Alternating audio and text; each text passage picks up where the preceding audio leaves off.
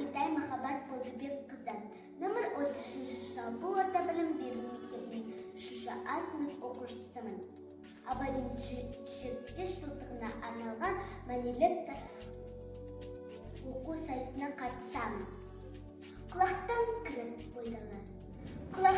кіріп бойдалар, жақсы ән мен тәтті күй, көңілге түрлі ой салар. Әнді сүйсең мен шешсін. Түнде ойдан шығады, өзімді өзім ұмытып, көңілім әнді ұғады, жүрегім болды жылытып. Асаған шөлде су тапса, бас қоспаймы бар тауға, біреу түтсе я қақса, бой тоқтамас қалған. Бір күйгізіп, ескі өмірді тіргізер, өмір тоғын кегізіп, жоқты барқып жүргізер.